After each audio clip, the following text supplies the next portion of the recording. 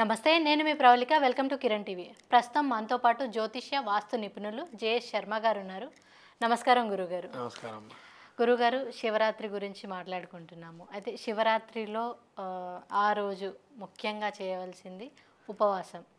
ఈ ఉపవాసం అనేది అసలు ఎందుకు చేస్తారు, ఎలా చేయాలి, ఉపవాసం అనేది ఎప్పుడు విడవాలి?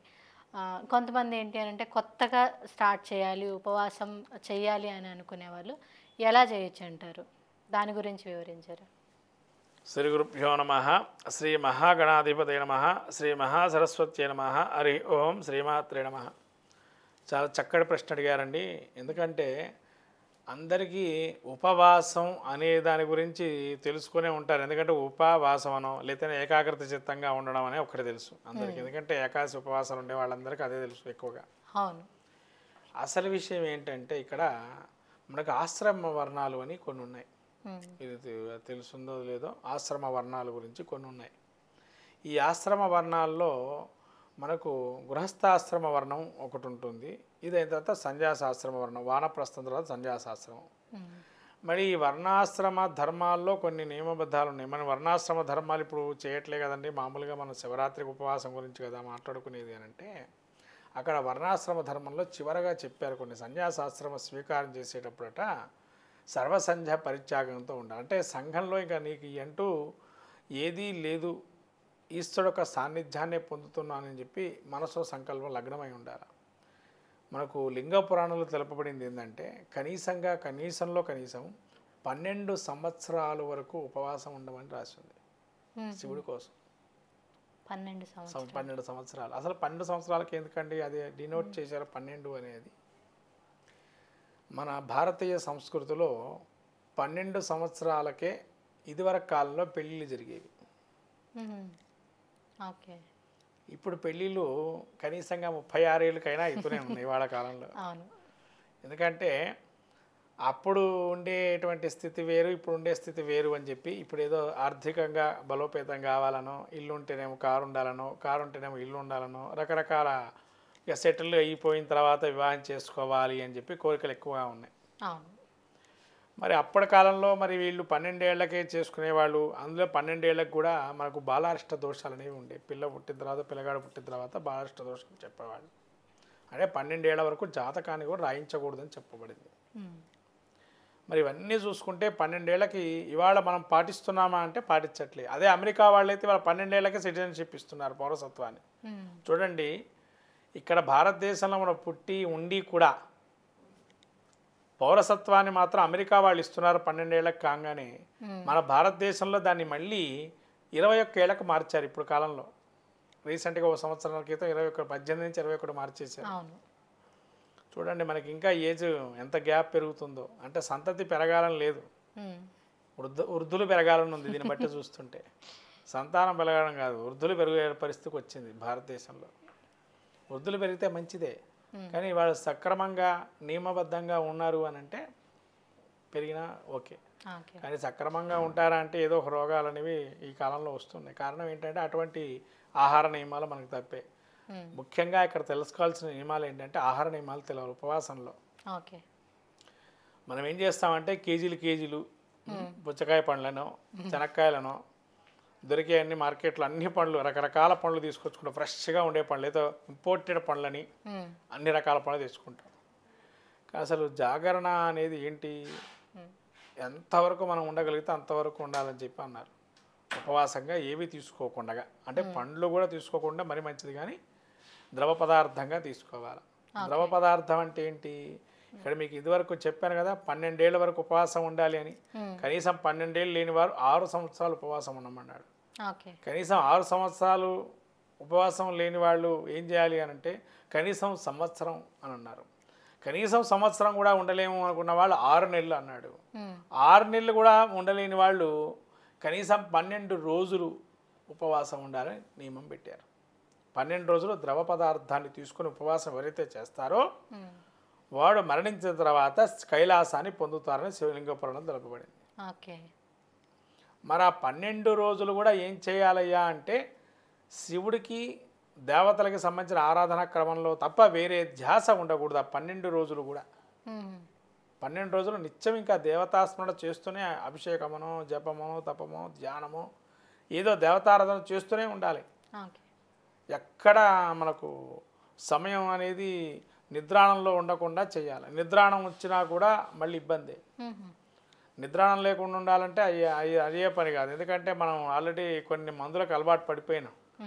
ఆ ట్యాబ్లెట్లు అవి వేసుకోవటం వల్ల నిద్రాణం కూడా ఉండకుండా ఉండలేము. ఎందుకంటే మన వ్యవస్థ అటువంటిది ఎట్లా తయారైపోయింది. జీవ వ్యవస్థ కూడా ఏంటంటే నిద్రాణం ఖచ్చితంగా ఉండాలి. ఏదో నిద్ర వచ్చేస్తుంది, తినకపోయినా నిద్ర వస్తుంటుంది. కాబట్టి అన్ని రోజులు ఉండలేం, కనీసం 3 రోజులన్నా ఉండమన్నారు నిద్రాణం లేకుండా. 3 రోజులన్నా నిద్రాణం లేకుండా త్రికాలాలు చేయాలని.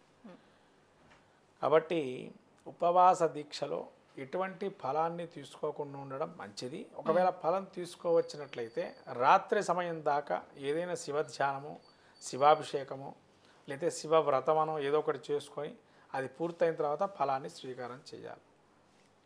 లేకపోతే జాగరణ అంతా లింగోద్భవ కాలం అయ్యేంత వరకు అట్లే ఉండి లింగోద్భవం కాలం తర్వాత ఫలాలు తీసుకోవాలి. కానీ ఇప్పుడు అందరూ సాయంత్రకాలంలో పళ్ళు తీసుకుంటున్నారు కదా, అంటే ఇప్పుడు అది అనారోగ్యవంతులుగా ఉన్నవాళ్ళు. ఇంకో విషయం చెప్పాలంటే ఇక్కడ శివరాత్రి రోజున అసలు ఎందుకండి జాగరణ పెట్టారు ఏంటి అసలు దీనికి ఉపవాసానికి కారణం ఏంటంటే మనకు కాలం మారుతున్నప్పుడు కొన్ని నియమాలు పాటించాలి మానవుడు. ఏంటంటే ఇప్పటివరకు మనం చల్లటి శీతలకాలం శిశిర ఋతువులో ఉంటాం. అవును. ఈ శిశిర నుంచి వసంతానికి పోతుంటాం, వసంత ఋతువుకి. మరి శిశిర ఋతువు నుంచి వసంత ఋతువు వెళ్తున్నప్పుడు ఎండాకాలం కొద్దిగా ప్రారంభం అవుతుంటుంది. అంటే మనిషికి దాహము ఆకలి అనే దప్పికలు మొదలవుతుంటాయి. అప్పటి వరకు ఉండవు. ఈ చలికాలంలో కొద్దిగా తీసుకుంటేనే అమ్మ చాలు, ఆహారం కానీ ద్రవం కానీ చాలు అనుకుంటాం. ఎక్కువ తీసుకోలేము. చలికాలం మీరు ఎక్కువ తినలేరు ఎంతవరకు కూడా. అదే ఎండాకాలం వస్తే ఎంతప్పటికీ జాసంతా అక్కడ మనకు పానీయాల మీదనో లేకపోతే శుష్కించడం శరీరం అంతా కూడా మనం ఎంత తీసుకున్నా అది కరిగిపోవడం జరుగుతూ ఉంటుంది. ఎందుకంటే వేడికి కారణం అటువంటిది. కాబట్టి మళ్ళీ ఆ వేడిని కంట్రోల్ చేయాలి అన్నా ఈ చల్లదనాన్ని తీసివేయాలి శరీరం నుంచి అనన్నా మధ్యలో ఈ గ్యాప్ అనేది ఉండాలి. అదే ఉపవాసం, శివరాత్రి ఉపవాసం. అంటే శివరాత్రి రోజు పండ్లు తీసుకోవటం వల్ల మనము లోపల అగ్నిహోత్రుడికి పండ్లు వరకే ఆహారాన్ని ఇస్తున్నాం. పండ్లు పచ్చి పదార్థాలు. ముఖ్యంగా చెప్పాలంటే పచ్చి పదార్థాలు అరగటం అంటే పచ్చి పదార్థాలు అంటే ఇన్ సెన్స్ మనం హోమం చేస్తుంటామండి. పచ్చి పదార్థాలు వేసినప్పుడు ఏమవుతుంది, అక్కడ మనకు హోమ ద్రవ్యం నుంచి పొగ వస్తూ ఉంటుంది. అంటే తొందరగా కాలదు నెయ్యి వేస్తే తప్ప. ఇక్కడ కూడా ఏంటంటే మనలో ఉండేటువంటి జీర్ణశక్తి అంటే ఆ లోపల ఉన్నటువంటి అగ్నిహోత్రం ఏదైతే ఉంటుందో దానిలో ఈ పచ్చి పదార్థాన్ని వేస్తే కొంత కాన్స్టెంట్గా కొంతకాలం ఉంటుంది. ఆ పదార్థాన్ని నిలువబెట్టుకొని ఉంటుంది. లోపల ఉన్న మలినం ఏవైతే ఉంటాయో వాటిని తొందరగా ఆ పండ్ల ఆహారంతో మనం తీసుకున్నప్పుడు విసర్జన కలుగుతుంది. అలా కలిగిన తర్వాత ఆహార నియమాల్లో తేడాలు అనేవి స్టార్ట్ అవుతున్నాయని చెప్పాము అనుకున్నాం కదా. ఇక్కడి నుంచి ఇంకా పళ్ళు తీసుకున్న తర్వాత నుంచి ఏంటంటే ఆ ఆకలి దెప్పికలు కూడా నార్మల్ అవుతాయి మళ్ళీ. అంటే ఎక్కువ ఆహారం తీసుకోవటం, దెప్పిక ఎక్కువ ఉంటుంది కదా, అది సమపాళ్ళల్లో రావడానికి అవకాశం ఉంటుంది. ఇప్పుడు కాలంలో మనకు అన్ని బిల్డింగ్లు ఎక్కువైనాయి కాబట్టి ఎక్కువ ఆకలి దెప్పికలు ఎక్కువ ఉంటాయి. ఒకప్పుడు కాలంలో చెట్లు ఎక్కువ ఉండేవి, దూరంగా ఉండేవాళ్ళు. అందులో అప్పుడుకున్న కాలం ఇప్పుడున్న కాలం ఇంటి పరిణామం కానీ ఇంటి యొక్క కట్టడ ప్రక్రియలు కానీ తేడా ఉన్నాయి. కాబట్టి ఉపవాస దీక్ష అనేది ఖచ్చితంగా శివరాత్రి రోజు పండ్లు మాత్రమే తీసుకొని చేయటం మంచిది. ఎవరైనా అనారోగ్యవంతులు ఉంటే ఈశ్వరుడు అనుగ్రహం అందరికీ ఉండాలి కాబట్టి ఖచ్చితంగా వాళ్ళు అనారోగ్యవంతులు అల్పాహారంగా చాలా తక్కువ సాలిడ్ ఆహారం తీసుకోవడం అనేది మంచిది. ఎందుకంటే వాళ్ళు తగ్గట్టుగా ఆహార నియమాలు టాబ్లెట్లు వేసుకుందారుగా అట్లా ఆహార నియమాలు పాటించడం మంచిది.